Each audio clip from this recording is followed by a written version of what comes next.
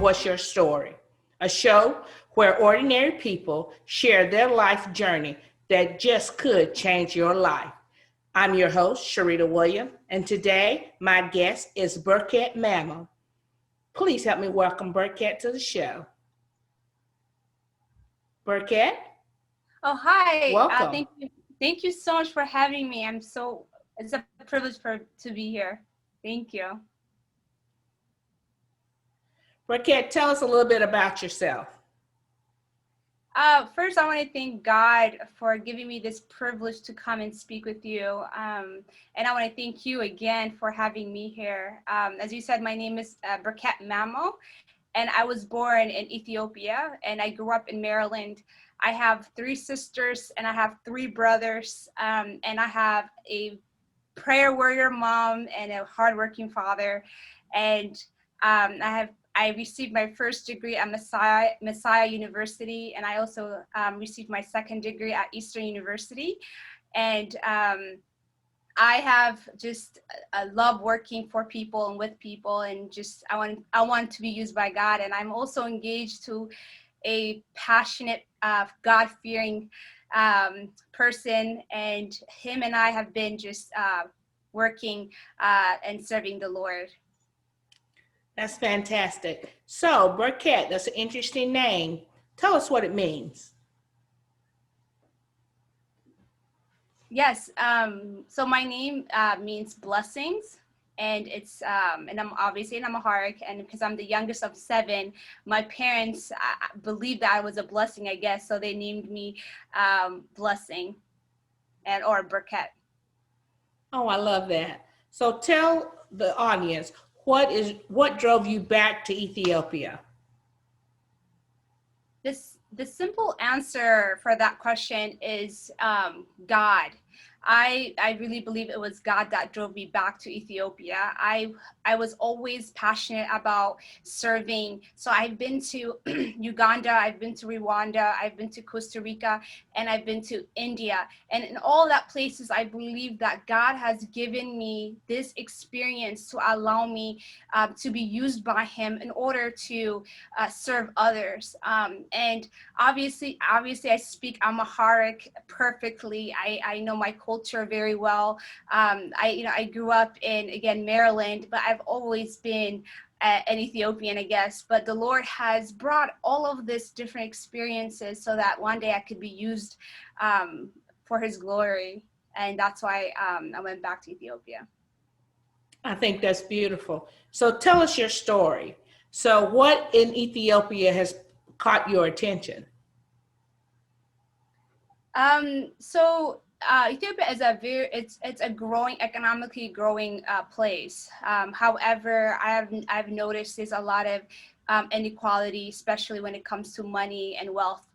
The money does not really trickle down to women and children. So when I went there, I have noticed just the gap, and I just became very passionate about what can I do to help one person? What can I do to help one girl or a child so they do not have to experience poverty? And then I later learned a lot about human trafficking, and that really grabbed my heart, and seeing that there's women and children that are being trafficked in Ethiopia. So tell us, what is human trafficking? Yeah, so there's a lot of different ways to define human trafficking, but the simple dictionary definition of human trafficking is basically taking someone by force or by fraud or using some kind of manipulation to take advantage of them in exchange for labor or commercial sex. This is a definition, but I have to say it varies differently depending on the context. So that may, again, look very different in Ethiopia than it is in India, or it may look different in America than it is in a different part of the country. So human trafficking is very hard and complex thing to define, but I like just the word modern day slavery. It's easier for me to understand human trafficking when I think of modern day slavery. That's very interesting because we as a people are supposed to be free, but then you talk about slavery. So, how big of a problem, since we're talking about trafficking, how big of a problem is it in Ethiopia? So it's very actually hard again to define how big it is, because again we don't have a research or data that was done when I was there, which I'll probably talk about later. But what I've noticed, in order to define human trafficking, it is so important for us to see what causes it. So it's actually poverty, like I was saying earlier. When you don't have anything to eat, when you don't have anything to wear, you end up giving yourself, and maybe you may be selling your body, or it may be just working like labor after labor, for an exchange for food or in exchange for money. So it could be defined in a context. So in Ethiopia, if you ask someone who's Ethiopian, hey, is there human trafficking? They probably say no, because they don't understand, because that's just a symptom. But if you're looking at the problem is poverty. There is an economic inequality that exists. So when that happens, you are life forces you to do these things. So it's defined differently, but that's a problem in Ethiopia. Oh, I understand that. According to the Bureau of Justice in the United States alone, over 2,000 people are caught up in human trafficking. So I know that there's a problem here, even though it's not stated that there is a problem, but there is a problem with human trafficking. There is a problem here as well with poverty. So please tell us, how many cases have you reported in Ethiopia?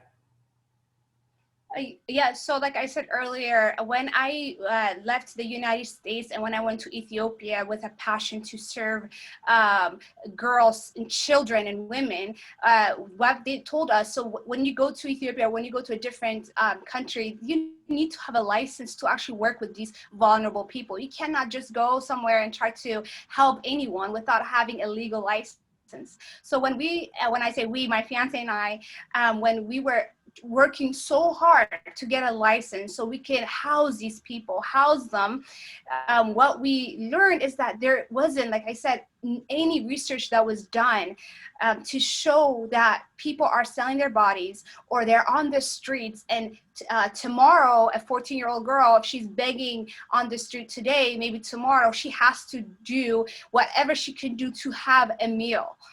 Do you see? So when we noticed the problem is huge and there was not any research done, all we could do was have an observational study, which just means walking on the street and listening to the stories of people. So that's exactly what we did. We walked on the streets of Addis Ababa, which is the capital of Ethiopia, and we listened, and we tried to hear the voices of the least of these. So when we heard their voices, when we heard what they say continually is, I have to do whatever I can to get money for education, whatever I can to eat, and whatever I can. So this is what, I can't tell you how many cases there are. There probably are thousands upon thousands, but when you sit and listen to their stories, usually they need that kind of money to for their education. I met a 14-year-old girl. She was actually begging on the street when I left church in Ethiopia, and I through the observational studies, like I was saying, in my heart, I just praying over her and just praying with her. But then I heard her story, and what she said was like, hey, I'm actually, any dime you're going to give me, it will help me so I can give that money to my mom, and that will be used for my school.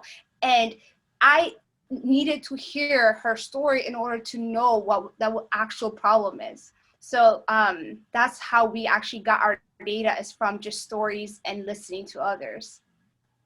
So, Burkett, are there no jobs in Ethiopia? That's an awesome question. like I said, Ethiopia is a very growing, economically growing country. It is a very beautiful, with beautiful culture, and I'm a proud Ethiopian. So I want to make sure I am shedding light on what God has already blessed as well. So definitely, there are many jobs. There's so many different jobs, but just like for a job, you have to go for an interview. When you go to an interview, you have to look a certain way. At the very least, you have to eat your breakfast and go to that interview. When the people we're talking about here are the least of these, meaning they probably don't even have that meal to eat before they go on a job interview, let alone the education requirement that is needed for a job, and let alone the network and the connection that you need to actually have a job. So we are working with those who are extremely smart, but just life had its toll on them. So yes, there are jobs. It's just hard for them to get it. So tell us, how can we contact you if we would like to help?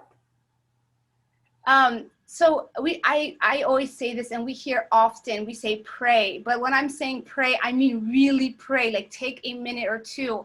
You know, when Jesus talked with his disciples, this is why he said, pray for the Lord of the harvest to send workers. The harvest is plenty. The work is so great, but the workers are few. So we ought to pray, and that word ask is beg God to send laborers. And I like to think that I'm an answer to prayer as well, because I have a prayer warrior mom that prayed that one day I will be used in God's hand. Second, I will say is, if you can donate anything, it doesn't matter. There's no dollar or whatever it is. Whatever you have, if you can just donate to our website. If you go on j738.org, j738.org, you will see our website and you can donate there. And lastly, we need a lot of connection. We need a lot of people that have a heart for this kind of work we're doing. And you can always just get a hold of me. And my email, if I can say now, is springoflivingwater.int@gmail.com. That is springoflivingwater.int@gmail.com. All right, thank you so much, Burkett. If anyone out there is a victim of human trafficking, there's a hotline number, 1-888-373-7888. We're going to take a short break, and we'll be right back. But before we break, if you would like to be a guest on What's Your Story, you can contact me, Sharita Williams, at 154@gmail.org, or you can contact the website. That's WYTV7.org. Again, you can email me at sharitawilliams154@gmail.com, or the website, WYTV7.org. Stay tuned.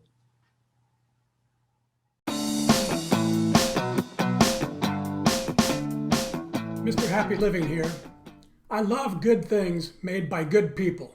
That's why I love Zona Plus, the world's first software-controlled handheld device that improves cardiovascular health. You're going to love it too. I use mine almost every day to keep my blood pressure right where it should be. What surprised me though is this little device has been adding muscle to my biceps too. I walk around all day feeling pumped. Check them out at Zona.com. Use coupon code HAPPY for $50 off. Plus, for every order placed during the month of October, I'll donate another $50 to WYTV7.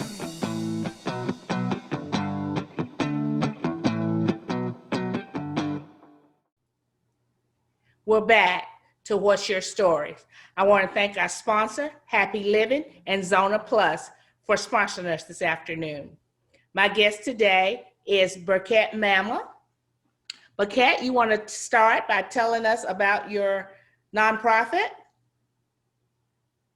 Yes. So my nonprofit is called Springs of Living Water, and it's a 501c3 status.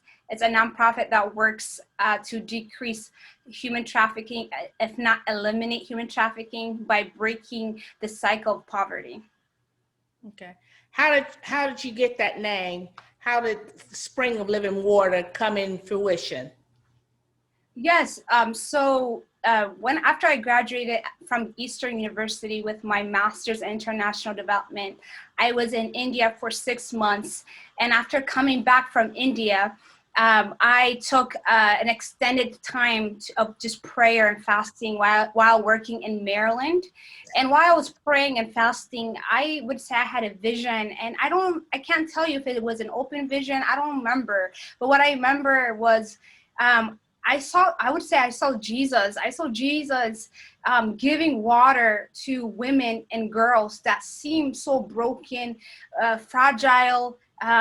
They just seemed so in need of so much love and compassion. And after I saw that, I just got up and just opened my Bible to John 4. And we all know about this story of the Samaritan women, and just that conversation that Jesus had with the Samaritan women. I was just reading about it, and Jesus says to this women, "Could you give me a drink?" And remember what she said to him. She said, "You're asking me a drink? I'm a Samaritan, you're a Jew."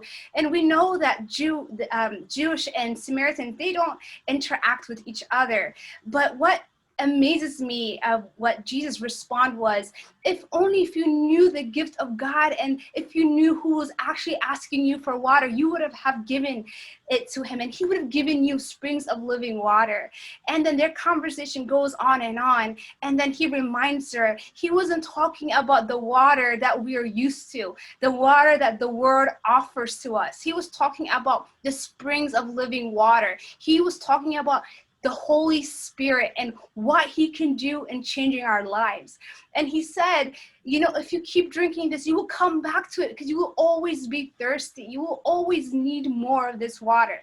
And after reading this, I actually dropped everything. I quit my full-time job when I was in Maryland. I went straight to Ethiopia. And that's where everything came about. And I was just reminded again, reading John 7, where Jesus screamed, the Bible says, and he says, "If anyone is thirsty, come." And I realized even now, a year and two into doing this, without Jesus, without him being the springs of living water, without his spirit, there's nothing that can take anyone out of any kind of poverty. There's no one that can take anyone out of any kind of human trafficking. It is only his love. And that's what I want to say right now, because it was that springs of living water, which is Jesus. He's the only one that brought me out of this that brought me into this heart for the poor. And that's how it was birthed, I would say. Well, we most certainly can see your passion, and we can feel your passion over the net. So please tell us about the vision and the mission for Spring of Living Waters. Yes, so the vision of Springs of Living Water is to eliminate, if not decrease, human trafficking in Ethiopia. And we want to do that through breaking the cycle of poverty, like I've been saying, that since that is a fundamental thing that we want to target. And the mission, there are a few. The first is prevention. We want to work straight, which I will explain later, what we do to prevent this type of act that continued in Ethiopia. Another thing is to rescue. We want to go and rescue women and children that seem as though they're vulnerable. Are they poor? Are they on the street? What are they doing? Do they have a home? Whoever seems the most vulnerable, we want to take in, with the help of authorities, of course. Second, we want to extend rehab work, which means we want to open a center. We want them to come into our center and have counseling, have medical care, have an education, whatever that means to them. And it depends on who, again, we take in. Usually, like I said, they will come to the center for 6 months up to a year. They will come to the center. They will come for 6 months up to a year. And lastly, we want to release them, or what we call transform work. We want to provide them with jobs. And we have already connected with thousands of vocational trainings organization that will train these women, and they will not only train them, but they will offer them jobs once they have a place to live, once they have something to eat, once they are ready and they feel comfortable to go back into the real world. And lastly, we want to make disciples. We want to show who Jesus is to them. We want to love them. We want to do everything we can so that the love and power of Jesus can resonate through us into their lives. So this is our vision and mission. I think that's powerful. Your vision is powerful. Your mission is powerful. You know, at WYTV7, our mission is to educate, empower, and encourage. And you most certainly have encouraged me, and I'm sure the listeners. So what is Spring of Living Waters doing to prevent the problem of human traffic or the problem of poverty? Yeah, so like I was saying, prevention is the best way. And one of the ways that we're doing that is to educate. We want to educate families first. We want to educate communities, and hopefully even our nation someday. We want to educate those who can listen to us. And the way to do that, I believe, is to go to the universities, speak to the professors, speak to the students, speak to the families, speak to anyone we can get our hands on, to teach them what human trafficking actually is, to teach them how the most vulnerable people need some kind of meal, they need some kind of clothing, they need a shelter, they need a place to live, so they don't have to use their bodies in order to have this basic human rights. This is what makes me angry. It's because it's our right to eat, it's our right to live. So these people don't have that right. So I believe an education will be the first thing. The second thing I want to emphasize on is we want to work with vocational training and jobs, because the reason, again, they're in this is because, unfortunately, because of money. So once they are trained, once they know their skills and they can have jobs, they will, I assure you, they won't go back to this. And of course, with the blood and love of Jesus Christ, we believe that they will not go back. I think that's beautiful. And again, if someone out there is a victim of human trafficking, you can go to the Human Trafficking Hotline. That's 1-888-373-7888. Burkett, tell us how we can fund or help your cause, how we can help the young women in Ethiopia overcome poverty. Thank you.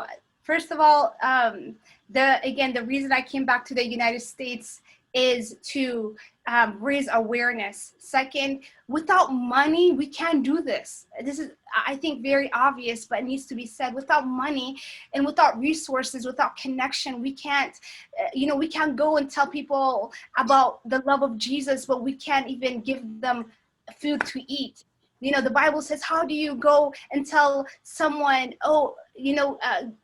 I hope that you'll be well today, without even giving them food to eat? So that's what we've noticed in Ethiopia. They will listen to you once you at least give them a meal. So I came back to the United States to do fundraising. All of this, I told you, all this mission and vision requires resources. It requires networks. I and my fiance can't do this alone. Of course, we have God, but we love connections. We love and need people who will stay with us, who will pray for us, who will encourage us, who will not even give up on us. So this is why I am here today as well. And we need as many people to come to Ethiopia. We need as many help as we can get to move forward. I think that's beautiful. And WYTV7 Christian Network broadcasters will be keeping up with you. We will be following Springs of Living Waters. We'll become sponsors of that. Burkett, we want to thank you for being a guest on our show. And we want to thank everyone out there for listening and coming in and hearing her beautiful story. And next time, we would like to hear your story. We would like to be blessed by your story. We would like to hear your story that can change lives on What's Your Story. I'm Sharita Williams, and I'm signing off. Thank you for being a blessing. Wait, before we sign off, Burkett, tell us how we can support your cause. Yes, so just go to j738.org. That is j738.org, and you can donate as much as you want. And I really appreciate if you guys become monthly partners, or anything will be very helpful. Thank you again for having me. I love you guys. Thank you, Burkett, for being a guest on our show. I want to thank our audience, and I want to thank WYTV7 for letting us be a part of their broadcast. If you would like to give a donation to WYTV7, go to WYTV7.org. That way you can keep enjoying these amazing stories. We would love to have you. We would love for you to be a guest on our show. We want your story to change lives on What's Your Story. I'm Sharita Williams, your host, and I'm signing off.